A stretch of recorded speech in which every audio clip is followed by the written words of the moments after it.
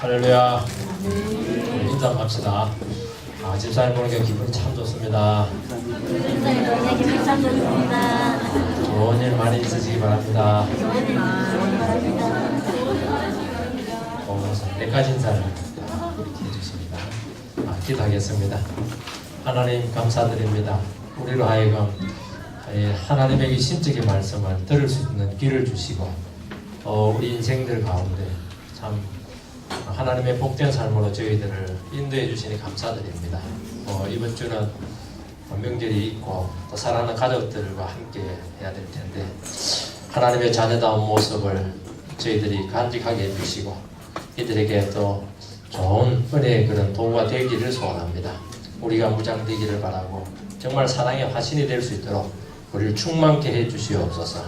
예수님 이름으로 기도하옵나이다. 아멘. 요한복음 15장 24절부터 27절입니다.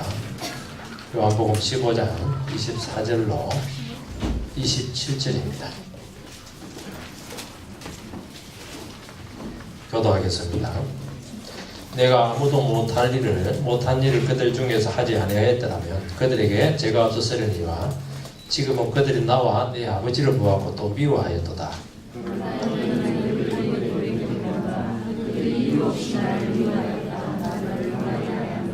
내가 아버지께로부터 너희에게 보낼 보혜사 곧 아버지께로부터 나오시는 진리의 성령이 오실 때 그가 나를 증언하실 것이요 너희도 처음부터 나와 함께 있었으므로 증언하리라. 아멘.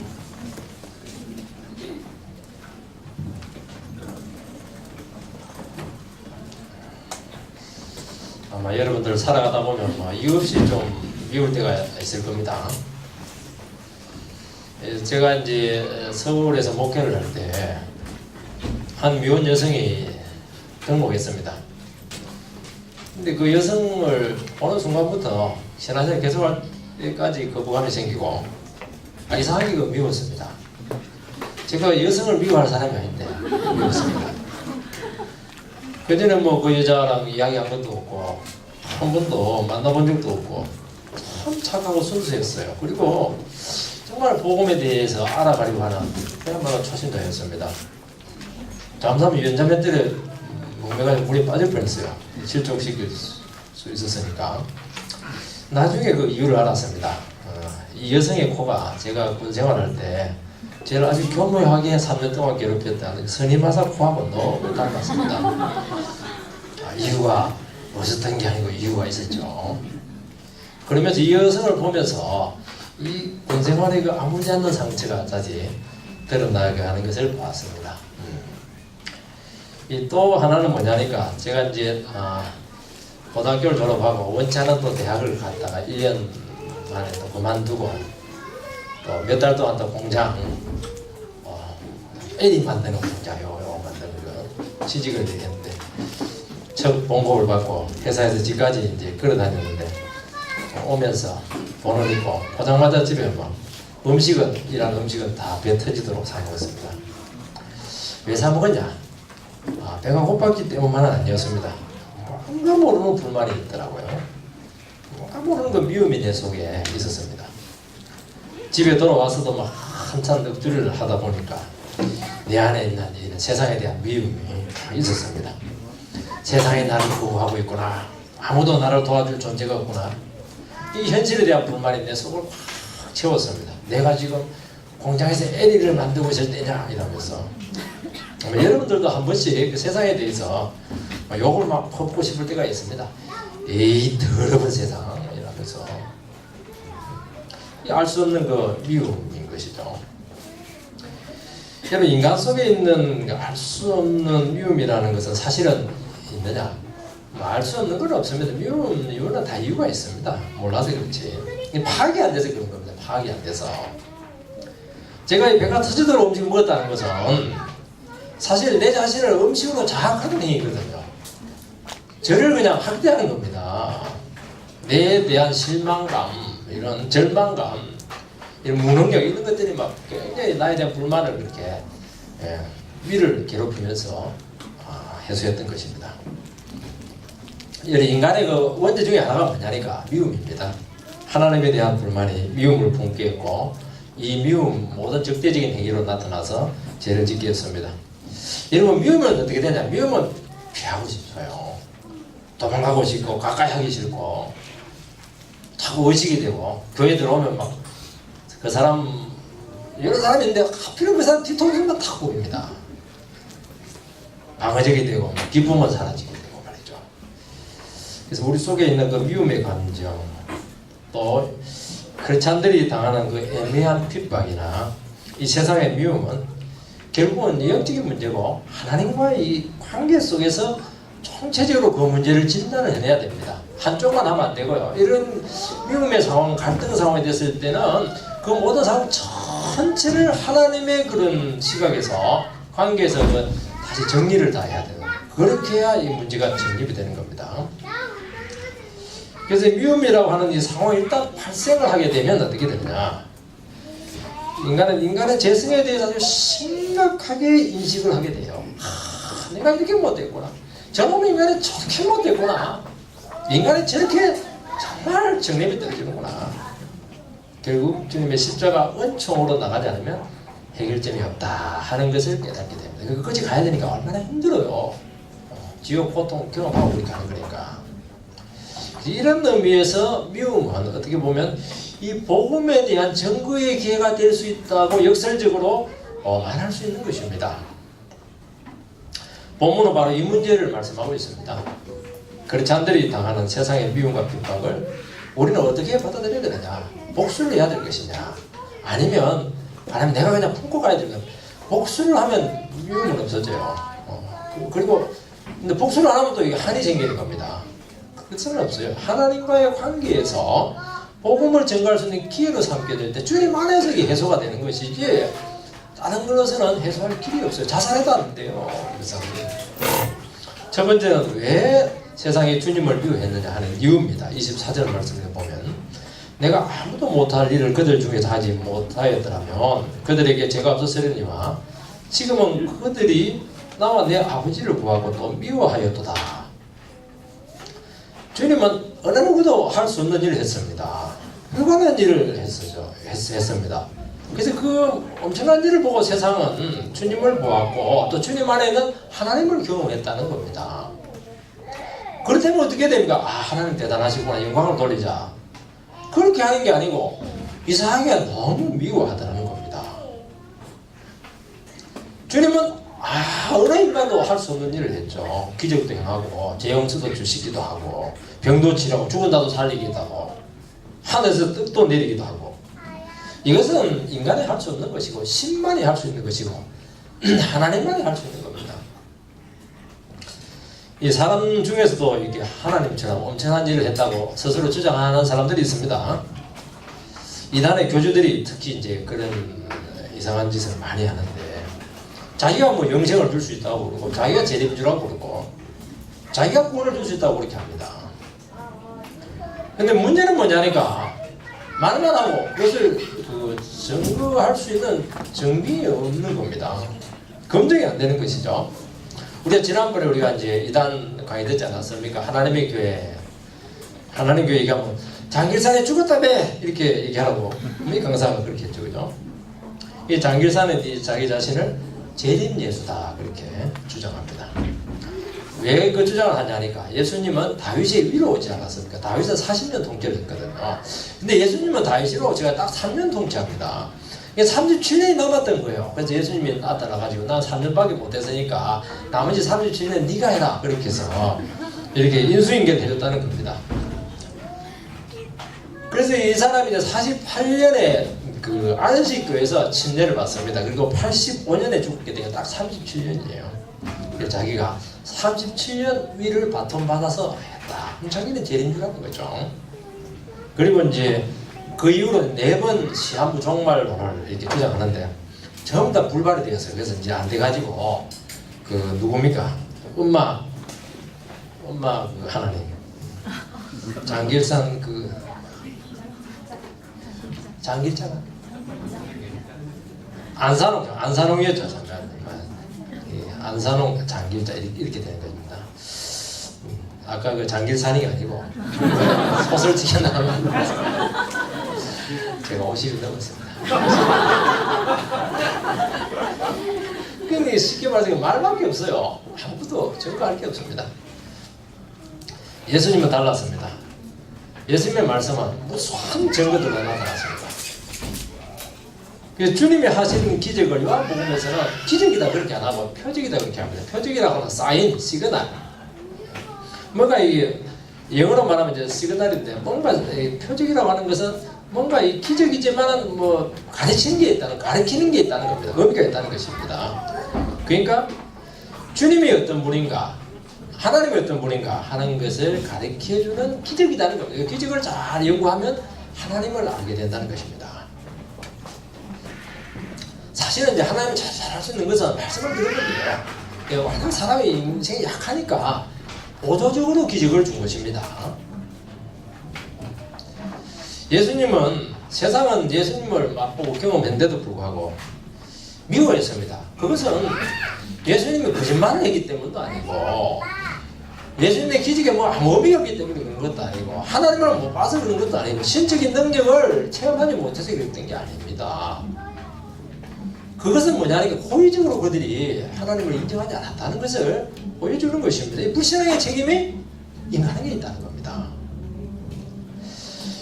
여러분, 이 분명하게 사실이 드러났는데 인정하지 않는 것은 이것은 사실이 아니라서가 아니고 그건 인정하기 싫기 때문입니다. 왜냐하면 왜 인정하기 싫냐니까 그 인정하면 자기를 부정해야 되고 모든 것을 잃을 수가 있기 때문에 그렇게 하는 겁니다. 지난번에 얘기했지만요, 요즘 우리 한국 사회는 지도자들이 거짓말을 너무 많이 합니다. 모른다고 그러고 돈 대먹고도 돈 안 대먹었다고 그러고 뭐 거짓말하고 뭐 잘못 너무 써놓고도 안 했다고 그러고 왜 그러냐니까 신을 하고 이러면 그동안 쌓은 업들을 다 그냥 잃어버리기 때문에 그렇게 하는 겁니다. 근데 그런 것 때문에 거짓말해서 혜택을 받아놓고는 그 혜택을 받잖아요. 혜택을 본 거잖아요. 그 진실을 이야기하면 다 그걸 포기해야 되는데 그게 안 하냐는 겁니다. 그 해명하라 이렇게 하면 학벌 같은 해명하라 이러면 뭐 해명하게 넘어갑니다.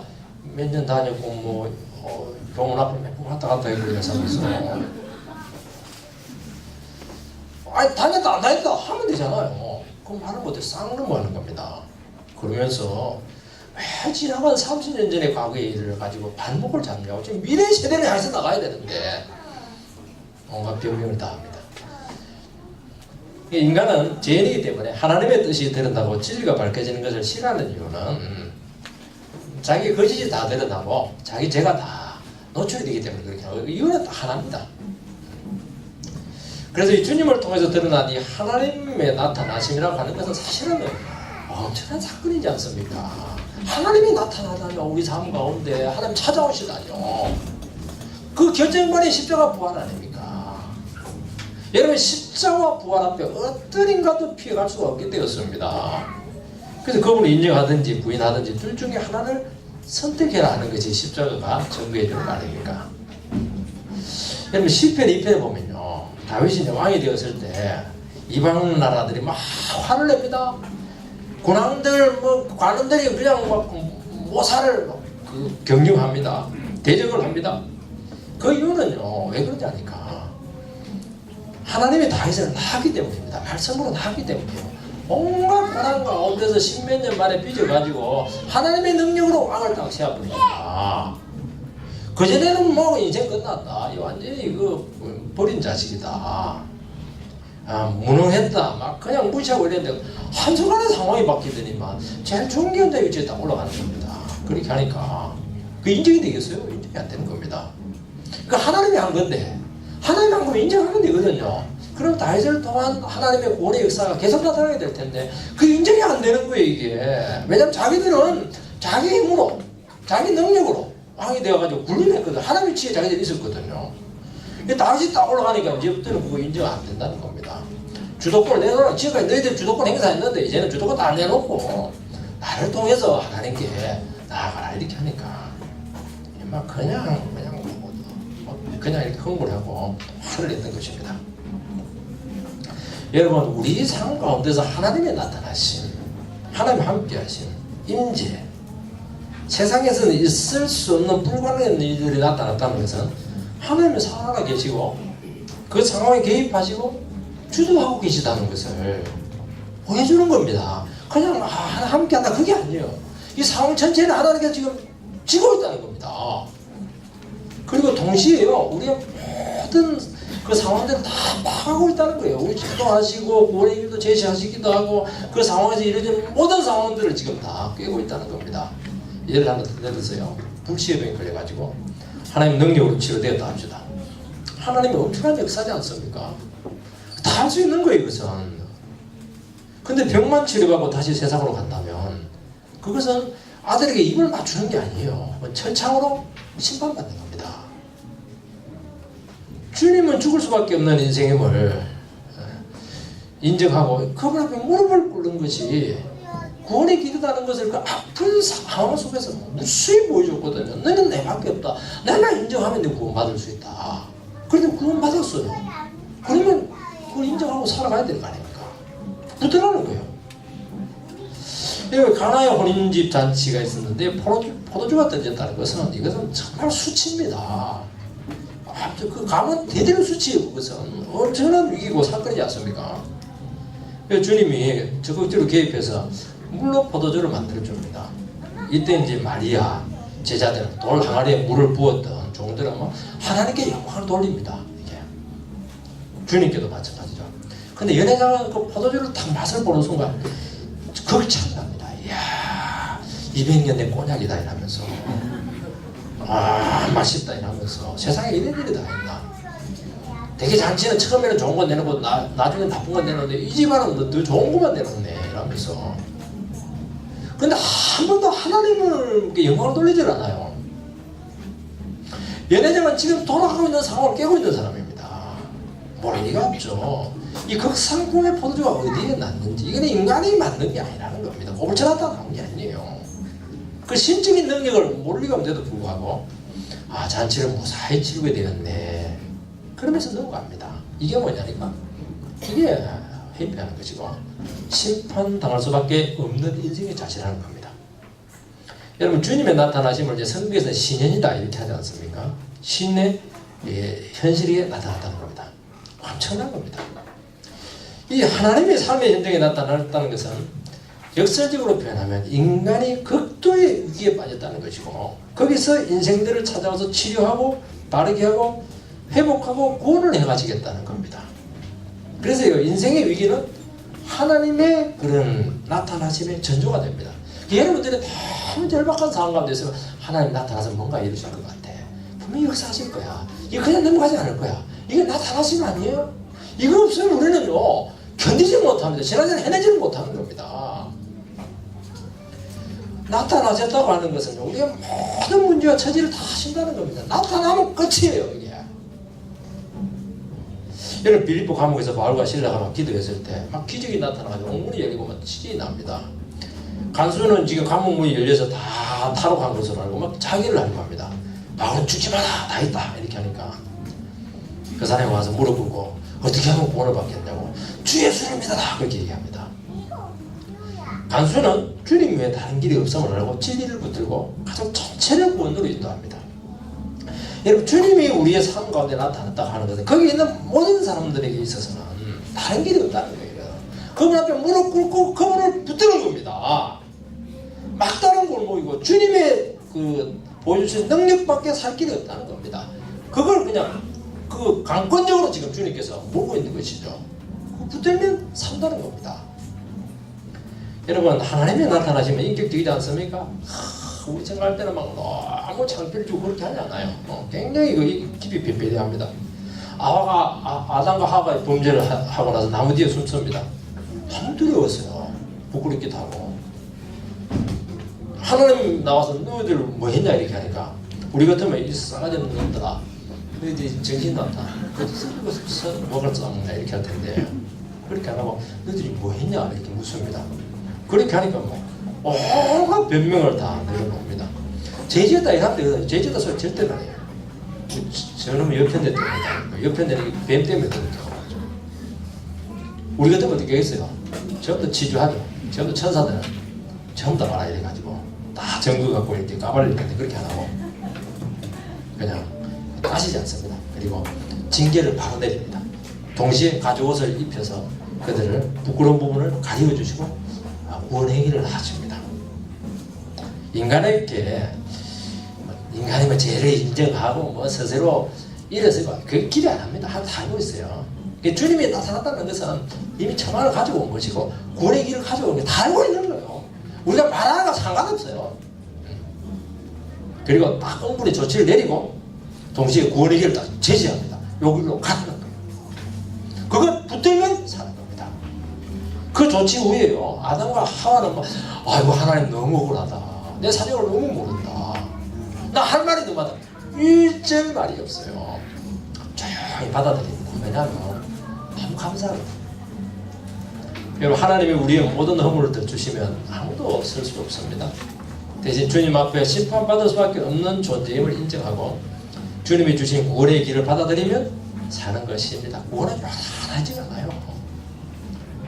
주님이 오셔가지고 막 공개적으로 우리를 막 치조하고 창피를 주고 인격 모독하고 그래서 참을 깊이 배려 다 알고 온 겁니다. 그냥. 그래서 어떻게 하면 마음속으로 하나님 맞습니다. 하나님이 원래요. 하나님 모든 사정을 알고 있네요. 내가 하나님 없이 그냥 살려고 하니 이게 자체가 그만했군요. 고백하고 기도하고 다 하면 되는 거예요. 이게 다 끝난 문제예요. 하나님 왔다는 끝난 거 왔다는 것은 모든 진단과 구원과 처방이 다 됐다는 겁니다. 그렇게 엄청난 일이에요. 이게 우리에게 역사가 나타났다고 하는 것은 기도 응답이 나타났다는 이게 다 끝난 문제라는 겁니다. 믿음으로 받아들이고 고백하는 겁니다. 믿을래 안 믿을래 흥정하지 않아요. 치사하게 그래 않습니다. 유일한 길을 제시하시고 인격적인 반응을 요구하십니다. 여러분 신약에 보면요 아나니아 사피라가 왜 그 적사를 했냐니까 한일간 신약교회 그 성령의 임재가 그 성령의 공동체가 아니고 하나님 살아서 역사하고 있는데 임재가 그냥 꽉 차있는데 거기서 뻔뻔스럽게 거짓말을 하니까 바로 적사하지 않습니까? 그게 뭐냐니까 성령 해방죄입니다. 이 성령 해방죄 스스로 찐바른 자리에 자기 자신을 두는 겁니다. 용서받을 수가 없는 거예요. 두 번째는 이유 없는 미움입니다. 25절 말씀을 보면 그러나 이는 그들의 율법에 기록된다.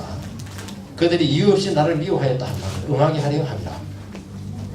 주님이 불가능한 일을 하심으로써 하나님의 나타나심이 드러나게 되었을 때 유대인들이 보인 반응에 대한 주님의 결론입니다. 보면 이유 없이 나를 미워했다. 이것은 이제 구약 율법인데 이제 구약이 되게 시편 말씀에 인용되어 있죠. 35편 19절, 69편 4절 이 말씀으로 주님이 미움당한 이것을 정리를 합니다. 이 시편 이것은 다윗의 시인데 다윗이 엄청 미움과 고난을 많이 당하고 핍박을 받는 중에 하나님께 기도하는 내용입니다. 하나님 왜 내가 이유 없이 왜 미움을 당해야 됩니까? 알 수 없습니다. 내가 잘못했나요? 어렵게 뭐 불의하게 사나요? 죄를 지었습니까? 손해를 입혔습니까? 왜 사람들이 나를 미워하죠? 주님도 마찬가지예요. 주님은 아무 죄 없고 너무 어렵게 살고 사랑했는데 왜 유대인들이 그렇게 미워하냐는 겁니다. 여러분 이유 없는 무덤이 없다고 하잖아요. 그 말은 인간의 죽음에는 다 사정이 있다는 겁니다. 마찬가지입니다. 주님의 나타나심에 대해서 사람들이 미워하는 것은 다 이유가 있는 거예요. 이유가 없는 게 아닙니다.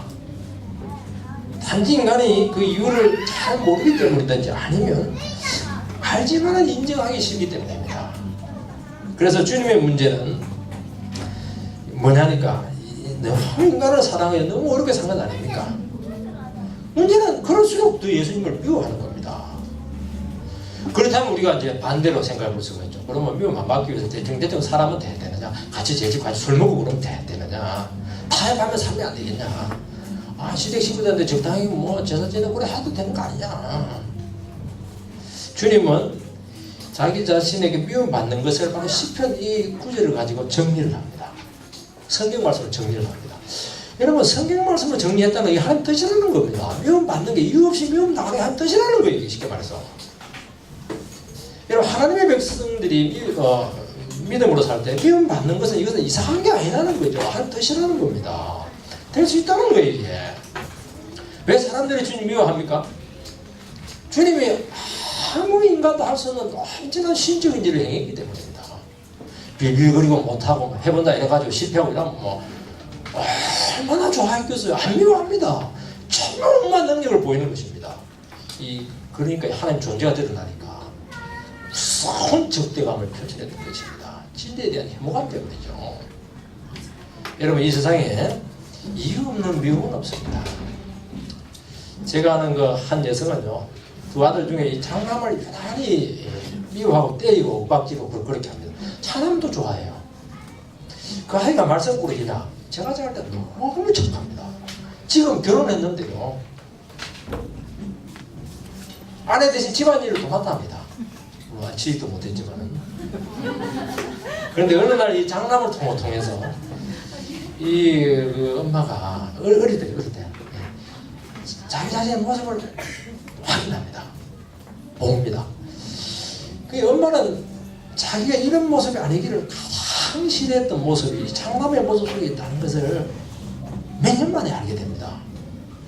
눈에 들어온 것이죠. 그래서 장남을 이유 없이 미워한 게 아니라 보면만 미운 거에 때리고 싶고, 이게 은혜입니다. 눈에 들어온 게 은혜입니다. 자기 자신이 숨기고 싶고 죽기보다 인정하기 싫은 모습을 이 살아있는 아들이 아무 이유도 모르고 쨍쨍거리며 돌아다니기 이렇게 하면서 날마다 보여주니까 아마 이게 참 미운 거예요. 이게 내 모습 이렇게 인정하기 싫거든요. 이게.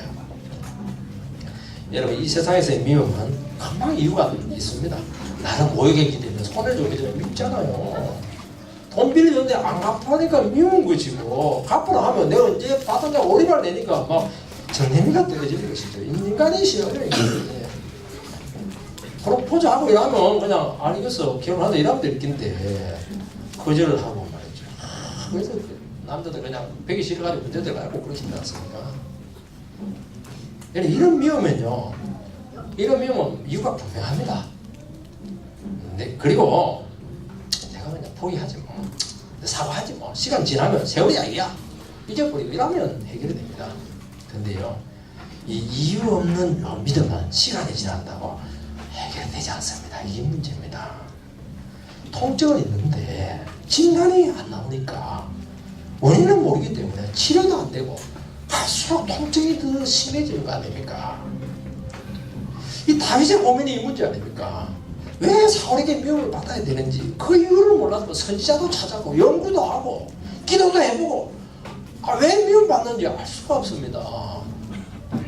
사울도 그래요. 사울도 내가 왜 다윗이 저렇게 미운지 그 이유를 몰랐던 것이죠. 물론 겉으로 드러난 이유는 있습니다. 여자들이 자기보다 다윗을 더 좋아한다. 굉장히 남자들한테는 심각한 문제잖아요. 다윗에 대한 열등감, 이것도 심각한 부항인데, 그리고 더 심각한 것은 혹시 사무엘이 다윗에게 기름 부었을지 모른다. 위협과 의심을 가지고 있습니다. 그게 충분히 이유가 돼요. 근데 그것만으로 이 엄청난 미움을 죽이려고 하는 그 미움을 설명을 할 수가 없는 것이죠. 만약에 다윗에 대한 열등감이라면 멀리 보내버리면 돼요. 전출시키면 됩니다. 안 보이면 열등감은 없거든요. 보이니까 문제. 잘난 놈이 자꾸 앞에서 보이니까 미운 것입니다. 여자들에게 인기를 하면 빨리 결혼시키면 돼요. 아무리 인기 좋아도 결혼하니까 태물이 되는 거 아닙니까? 기름 부음 받았더라면 좋아. 마음 먹고 내가 더 열심히 왕노릇 하자. 그러면 절대로 다윗은 위협적인 존재가 되지 못해요. 근데 다윗이 가까이 있든지 멀리 도망쳐 눈에 보이든 안 보이든 상당히 다윗이 믿고 상태만 좀 생각이 나고 분통이 터지고 견디지를 못하는 겁니다. 그 이유는 끝납니다. 하나님과의 관계가 잘못되었기 때문에 영적인 문제가 있는 거예요.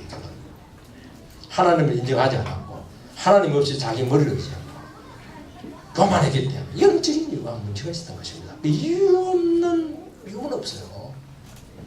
여러분, 인생 속에 나타난 이유 없는 미움은 근본적인 부분에 문제가 있는데 그 원인을 진단하거나 또 진단했더라도 인정하려고 하지 않기 때문에 오는 정세인 것입니다. 이 남편이요 퇴근을 했습니다. 얼마나 고생을 했어요. 근데 문에 들어오는 순간 이상하게 마누라가 갑자기 미운 겁니다. 하필 그때 미장원을 가서 머리를 못 치겠는데 이 머리가 영 마음에 안 들어요. 지팡공 같기도 하고. 밥을 내놨는데 반찬이 시원찮아요. 애들이 오고 질문하면 더듬더듬거리고 이거 뭐 하겠나 이러면서 막 무식한 질문을 할 때 왕짜증을 내면서 소란을 피우게 된다. 굉장히 민감하게 반응을 한다고 합시다. 그 이유가 뭐죠? 아내가 잘못됐나요?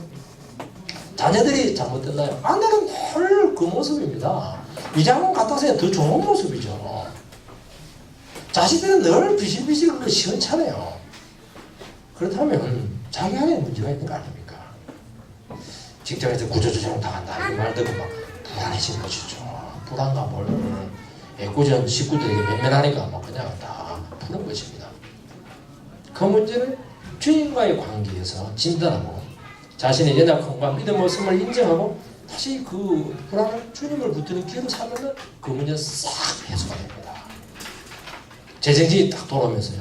상황이 그때부터 제대로 판단이 되기 시작하는 겁니다. 다윗도요.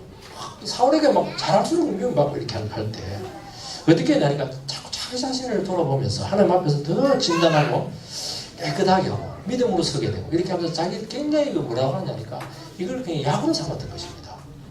잘한 건 아닙니까? 이렇게 해야 되는 것이죠. 여러분 근본적인 원인이 있는데 그 이유를 모를 때는요. 갑자기 그 이유를 찾기 전까지는 그 분별력과 이성적인 능력이 급격히 떨어져 버립니다. 반드시 그 이유를 발견해내야 돼요. 진단해내야 됩니다. 그 전까지는 다른 거 안 됩니다. 절대로 안 돼요. 왜냐하면 그때부터는 모든 것이 왜곡되게 보이게 되어 있습니다. 문제는 자기 안에 있는 하나님과의 관계인데 모든 잘못과 스트레스를 주위에 돌리기 때문에 애꿎은 사람들 피해 많이 보게 됩니다. 그래서 주위에 있는 사람들이 이런 말을 쓰잖아요. 아직도 정신을 못 차렸네.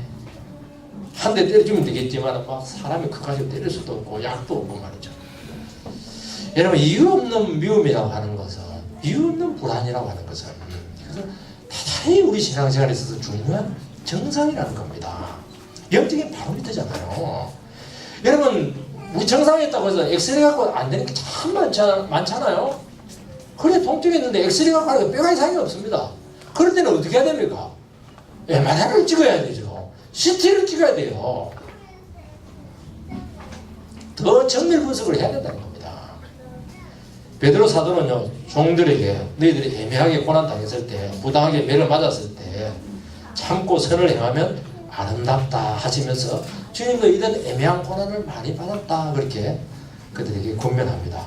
우리 같으면요 이거 일 잘했는데 여기 맞고 막 외타작 당하고 이랍니다. 자살하든지 노조를 만들어 가지고 막 그냥 대들고 이렇게 할 텐데 그래 하지 말라는 겁니다. 인생이 그런 거구나. 애매하게 고난 받을 수 있구나. 주님도 고난 받았지. 이게 인생인가 보네. 이 세상에 제가 이렇구나. 영적으로 이렇게 문제를 바라보면 이게 미래가 있다는 거예요. 미래가. 노조하고 싸워버리면요 잘못하면 위험합니다. 교회 왔는데 이상하게 한 성도가 이유 없이 미운 거예요. 근데 이 성도가 막 너무 찬양하고 또 고백하니까 막 하나님밖에 없어요. 더 미운 겁니다. 이러니까 좋은 거잖아요. 굉장히 좋은 그 정체잖아요. 이런 것들은 이런 걸 갖고 어떻게 해야 됩니까? 주님 주님 앞에 가져가야 되죠. 내가 경건했네요. 내가 저 사람보다 잘난 체 했네요. 그런 걸 해버리면요 얼마나 좋은 기회가 되는지 몰라요. 우리 인생의 그런 새로운 진단의 기회가 되는지 모릅니다. 깊이 있게 그 문제를 조명할 수 있다는 겁니다. MRI로 조명해. MRI. 그래서요 세상의 미움을 통해서 세상의 상태를 제대로 정밀 진단을 할 수 있다는 겁니다. 이것을 모르면요 우리는 너무 세상을 피상적으로 알게 되고 내 마음 같거니 현실적이 떨어지는 그런 신앙생활을 할 수밖에 없는데 그 신앙 갖고는 아무것도 일어나지 않습니다. 그냥 문제만 계속 지질 끌게 될 겁니다. 우리 여러분들 문제가 있잖아요. 지금 왜 그냥 작년에도 똑같은 문제야 올해도 똑같은 문제 왜 그 문제가 매듭이 안 지어질까? 이유는 다 MRI 가지고 말씀에 MRI 가지고 진단을 하고 처방을 안 내려서 그렇게 하는 겁니다. 그걸 하셔야 됩니다. 그걸 해야 딱 정리가 되면서 삶의 한 단계 탁 올라가는 것입니다. 여러분 세상에 나가보면요 별것 아닌 것으로 막 어때요? 우리 마음 가끔이 그렇지 않아요? 너무 미워합니다. 너무 열등감적인 반응을 보입니다. 뭐 조금 받고 한대요. 얼마나 미워하는지 몰라요. 돈을 너무 좋아합니다. 저도 돈을 좋아하는데 너무 좋아하지 않거든요. 회비 내놔할 때 돈 몇 푼 가지고 몇 사람이 없습니다. 들었다 놨다 합니다. 그게 무슨 인생이 걸린 문제라고. 명절 다가오는데요. 지짐이 그거 뭐 메뚜기지 요즘 그거 사도 되는데 지짐이 안 굴러온다고 그냥 서울에서 내려오라고 막 그냥 안 내려오면요 3,000년이 납니다. 칼칼림수가 꼭 제 얘기는 아니에요. 이런 것을 한번 당하면요 참 그동안 내 신앙이 얼마나 안일했는가 얼마나 비상적이었는가 그것 그냥 수박 그달기였다 하는 것을 알게 되면서 내게 영적인 바로미터가 탁 드러나는 것이죠. 주님이 얼마나 필요한지 얼마나 오래 잡고 기대해야 되는지 얼마나 안일했는지만 초절하게 느끼게 됩니다. 이것이 뭐냐 주님이 애매한 고난 중에 자기 자신을 죽이며 섬긴 방식인 것입니다. 그전에는요 돈이 있어야 되고 립서비스 이렇게 해주고 이러면 되겠지 안 돼요. 그런 거 하면 절대로 안 됩니다. 주님 외에는 진정한 변화가 없다는 것을 고백하게 됩니다. 친구들에게 복음 전하라고 하는 것이 기회도 안 되고 용기 내서 하면요 사람들이 말씀을 싫어하는 것을 깨닫게 되면서 또 눈물로 기도하면서 성령님을 초청합니다. 여러분 세상은요 우리가 세상은 모든 것이 애매하게 다가옵니다. 왜 저럴까? 분석이 안 되는 거예요. 분석이. 그러나 하나님 앞에 가면 이 모든 상황들이 상태들이 분명하게 정당하게 드러나게 됩니다. 기도의 방향이 바뀌게 되는 것입니다. 이것이 뭐냐니까 우리가 세상을 섬기는 방식이지 뭐 고상하게 우아하게 명절 가고 이런 밥상 차려놓고 우리 다 모이세요. 우리부터 이제부터 추도 예배를 드리겠습니다. 찬송가 몇 장 택도 소리 하지 마세요. 그래가지고 되겠어요? 안 되는 겁니다. 정말 처절하게 우리는 세상을 섬기는 겁니다. 이게 감당 아닌 미움 속에서 살아남아야 되는 것입니다. 못 살아남으면 자살하든지 병들든지 뒤로 나다가시든지 아니면 세상을 피하든지 이렇게 해야 됩니다. 얼마나 중요한지 몰라요. 그때 어떻게 해야 되느냐 26절 7절을 보면요 그때 보혜사 성령님이 함께 하신다는 겁니다. 그리고 그때 어떻게 해야 주님을 증언하게 됩니다. 여러분요 기회를 받을 때 미움과 위협상에서 주님께서 그때 기회를 주고 기회를 줄 때 그때 어떻게 해야 되느냐 주님을 증거해야 됩니다. 여러분들은 어떤 사람들은요 자꾸 가까운 사람들한테 가고 나면 자기를 자꾸 증거합니다. 내가 얼마나 대단한 줄 알아. 나를 무시하지 마라. 내가 얼마나 인생을 노력했고 이 세상 가운데서도 뭐 그래도 괜찮다. 그런 걸 자꾸 말하고 싶어 합니다. 봐라. 내가 세상에서 그냥 가진 게 없으니까 무시당하는구나. 나도 얼마든지 세상적으로 잘 되어서 얼마든지 도와줄 수 있다.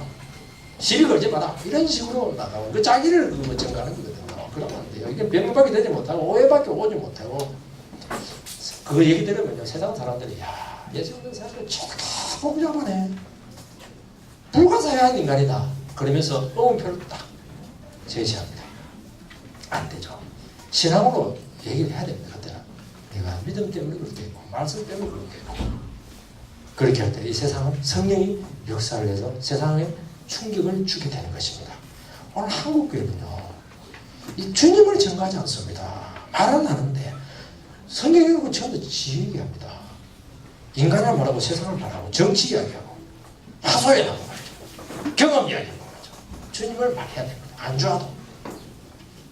그래서요 주님을 말할 수 있는 사람은 진짜 어떤 사람이 아니라 애매한 고난 가운데서 미움 가운데서 하나님의 말씀 붙들고 정말 살아라 목숨을 다시 한 번 더 이렇게 살려내는 이 경험이 있는 사람은 이것을 합니다.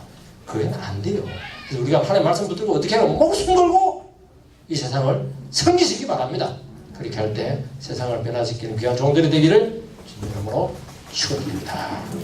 우리 기도 한번 하도록 하시겠습니다. 우리 자신을 무장하십시다. 이유 없는 무덤 없다고 하지 않았습니까?